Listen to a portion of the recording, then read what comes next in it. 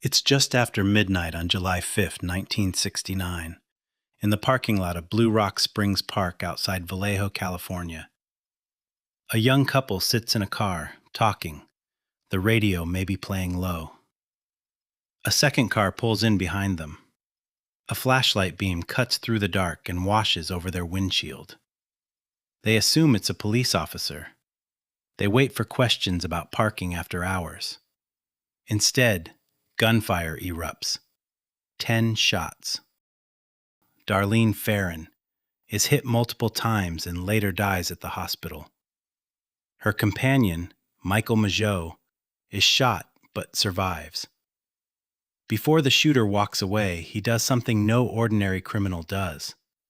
He drives to a payphone in town, calls the Vallejo Police Department, and calmly reports his own crime, and an earlier one, from December of the previous year, that police hadn't even connected to him yet. He identifies himself, matter-of-factly, as the man who killed the 2 teenagers the winter before. Then he hangs up. Over the next year, this same figure will taunt police and newspapers with letters signed with a cross-circle symbol, boast of murders he claims number in the dozens, and vanish so completely that despite one of the largest manhunts in American criminal history, his identity has never been confirmed. He called himself the Zodiac. More than half a century later, he remains the most famous unidentified serial killer in the country's history. To understand how a single man could terrorize an entire region and then disappear from the historical record entirely, you have to start at the beginning, with a quiet lover's lane outside Vallejo, 7 months before that phone call. On the night of December 20th, 1968, 17-year-old Betty Lou Jensen and 16-year-old David Faraday drove out to a remote turnout on Lake Herman Road, a spot known locally as a place where teenagers park to talk. It was their first date. Sometime before 11 p.m., someone approached their car and opened fire. Faraday was shot in the head. Jensen was shot multiple times as she apparently tried to flee the vehicle. Both died. There was no warning, no note, no clear motive. Robbery was ruled out. Nothing was taken. For 7 months, the case sat unsolved, filed as a shocking but seemingly isolated tragedy in a quiet stretch of Northern California. Then came Blue Rock Springs, and the phone call that connected the two. The attacks continued. On September 27, 1969, at Lake Berryessa in Napa County, a man wearing a black executioner-style hood with a bib bearing the crossed circle symbol approached college students Brian Hartnell and Cecilia Shepard as they sat on a blanket by the water. He claimed, oddly, to be an escaped convict who needed their car and money. Then he produced pre-cut lengths of clothesline, tied them both up, and stabbed them repeatedly with a knife. Shepard died 2 days later. Hartnell survived and would become one of the killer's few living victims able to describe him firsthand. Before leaving, the attacker wrote the dates of this crime and the earlier ones directly on the car door, along with his crossed circle symbol. Less than a month later, on October 11th, in San Francisco itself, cab driver Paul Stine picked up a fare in the Presidio Heights neighborhood. The passenger directed him several blocks, then shot him once in the head at close range. This murder happened inside city limits, in a residential neighborhood, and there were witnesses, teenagers who saw a man leaving the cab and gave a description to police. It remains the only confirmed Zodiac killing with living eyewitnesses to the shooter himself, and the murder that brought the San Francisco Police Department fully into a case that had begun in neighboring counties. Those 5 attacks, 3 fatal, are the murders law enforcement has formally linked to the Zodiac with strong confidence. But the killer himself claimed far more. In letters to Bay Area newspapers, he asserted a total approaching 36 victims, a number investigators have never been able to substantiate and generally treat with skepticism. Other unsolved attacks from the era, including the murder of Sherry Jo Bates in Riverside in 1966, have been proposed as possible earlier or later Zodiac crimes, but none carry the same evidentiary weight as the confirmed 5. What set this case apart from other serial murders of the period wasn't just the violence, it was the correspondence. Beginning in the summer of 1969, letters arrived at the San Francisco Chronicle, the Vallejo Times-Herald, and the San Francisco Examiner, each signed with the same symbol, a circle bisected by a cross. The killer demanded his letters be printed on the front page, threatening further violence if they weren't.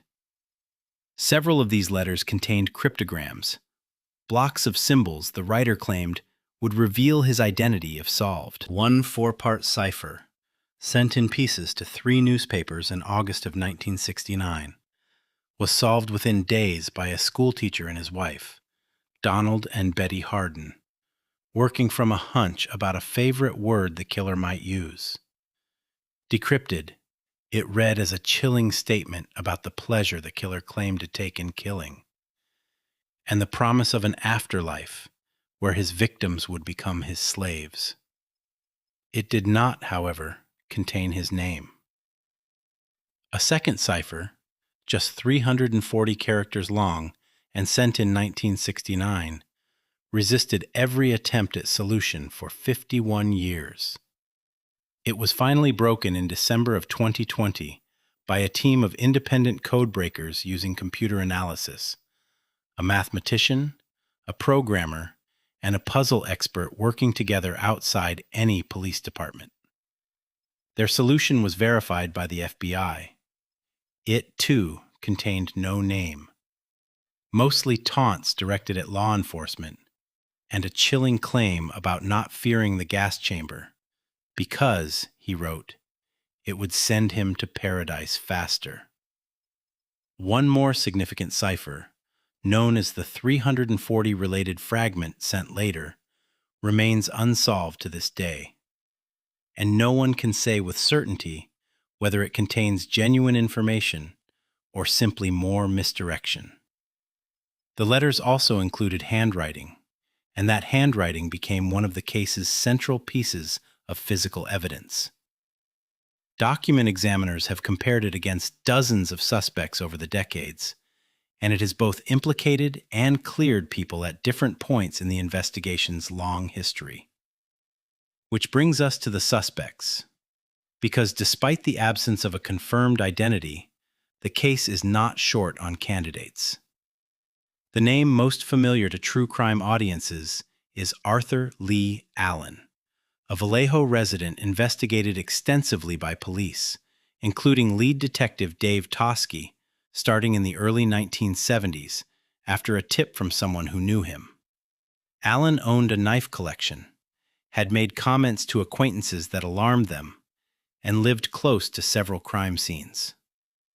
But handwriting analysis conducted at the time did not match him to the Zodiac letters, and DNA evidence recovered decades later from envelope seals, although degraded and never definitively tied to the killer with certainty, reportedly did not implicate Allen when tested against a partial profile. He died in 1992, never charged. Other names have surfaced over the years, championed by different researchers, retired investigators, and amateur sleuths, including a case built around a man named Lawrence Kane and another around a suspect named Richard Gaikowski. None of these theories have produced conclusive physical evidence, a confirmed DNA match, a confession, or an unambiguous handwriting identification accepted by law enforcement. The California Department of Justice and the FBI both list the case as open. San Francisco, Vallejo, Napa, and Solano County agencies have periodically reopened aspects of the investigation as new forensic techniques, particularly touch DNA and genetic genealogy, have become available. The same tools that cracked the Golden State Killer case in 2018. So far, none has produced a definitive answer here. That contrast is part of what makes the Zodiac case so unusual today. Genetic genealogy has identified decades-old cold case killers across the country using nothing more than a trace of DNA and a public genealogy database. The tools exist. What the Zodiac case lacks is a clean, uncontaminated sample directly and provably tied to the killer himself, rather than to postal workers, evidence technicians, or others who touched the letters across 50 years of handling. There's also the matter of what stopped. The confirmed attacks end in October of 1969, though letters claiming further killings continued sporadically into the 1970s, with the final confirmed correspondence arriving in 1974. Some researchers believe the killer was incarcerated for an unrelated crime, silencing him involuntarily. Others believe he died. Some believe he simply stopped, aging out of the compulsion, or growing more cautious as forensic science advanced around him. Each theory is plausible. None can be confirmed. What remains is a case built on real, confirmed murders, a body of physical evidence that has been re-examined by every generation of forensic technology since, and a killer who wanted desperately to be known by name and reputation, while making absolutely certain his actual identity never was.